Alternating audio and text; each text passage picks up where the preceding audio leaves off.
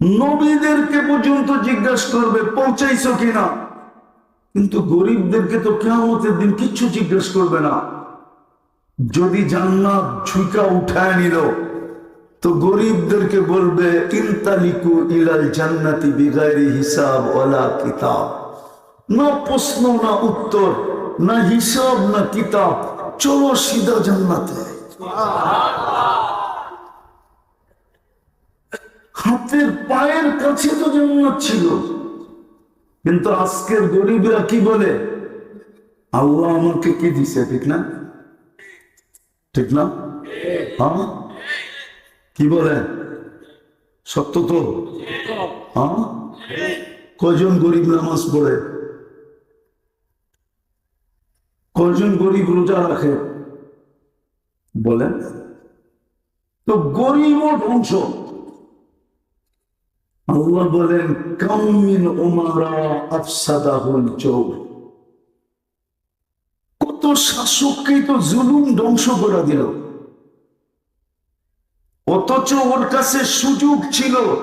হাদিসের আলোকে ইমামরা প্রতি শুক্রবারে পড়ে সুলতানুল আদিলু দিল্লুল্লাহি ফিল আরদ, ও আল্লাহর প্রতি ছায়া হইতে পারত, আল্লাহ প্রতি ছায়া হতে পারত ইনসাফের দ্বারা, ঠিক না? কিন্তু যেই আসে সেই জুলুম করে, ঠিক না? ও শেষ, ঠিক না? কামিন তাজিরিন আফসাদাহুল খিয়ানা, প্রত্যেক ব্যবসায়ী এমনকি পান যে বিক্রি করে, চা যে বিক্রি করে, ইচ্ছা করলে নবীদের কাঁধে কাঁধ লাগায়া কিয়ামতের দিন উঠতে পারত, কিন্তু 2 নম্বরই ওরাও ধ্বংস করে দিছে, ঠিক না? কি সত্য তো?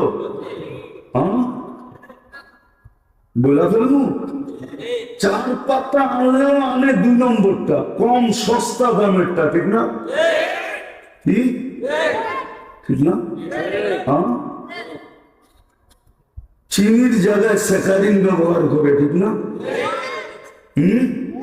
কি দুধের জায়গায় কি ব্যবহার করে? Complex milk. ও শেষ। অথচ কিয়ামতের দিন নবীর কাঁধে কাঁধ মিলায়া উঠতে পারতো, জান্নাতে যেতে পারতো। আবার শিক্ষিতদের ভিতরে হুজুররা কিন্তু বাদ নাই, হুজুররাও আছে। আপনি এটা মনে করেন না আমি হুজুর করে বাদ দিয়ে দিতেছি, না, হুজুররাও আছে, হুজুররাও আছে, হুজুররাও না নাই? হ্যাঁ আছে না নাই? আমি হুজুর গুলো নিলাম, হুজুররাও আছে।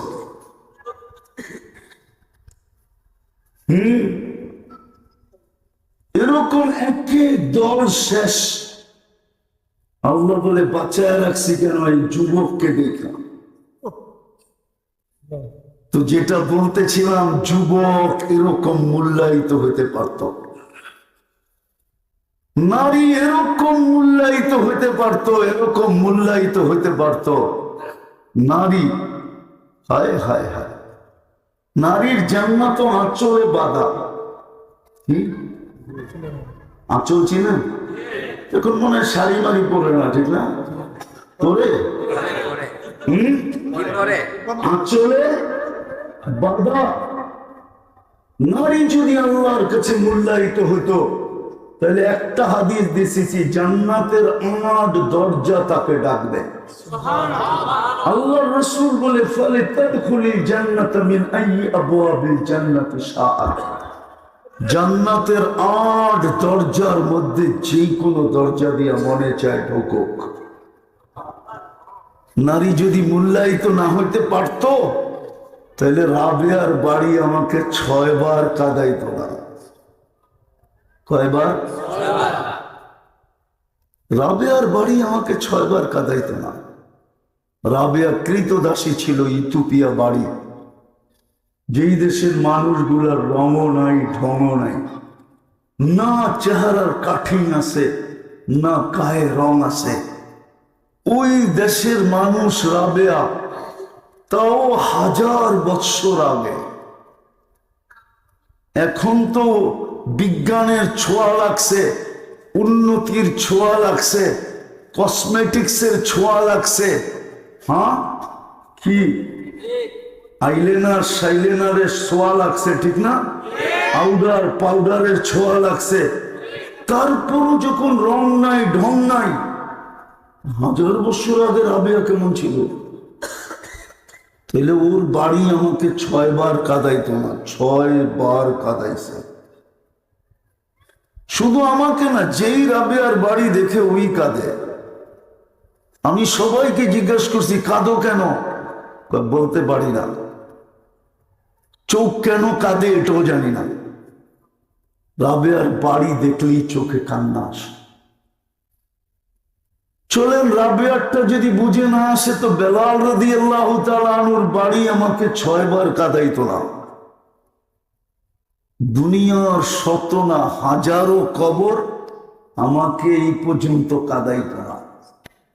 ফেরাউনের কৃতদাসীর কবর আমাকে কাঁদাইতো না।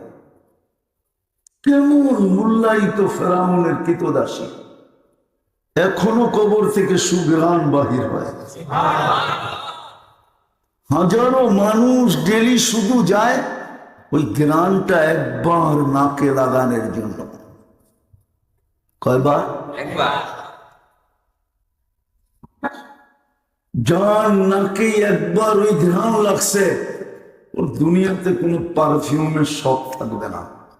আমার বিশ্বাস, কোনো পারফিউমের শখ ওর থাকবে না। আপনি জানেন না ওই ঘ্রাণ কি ঘ্রাণ?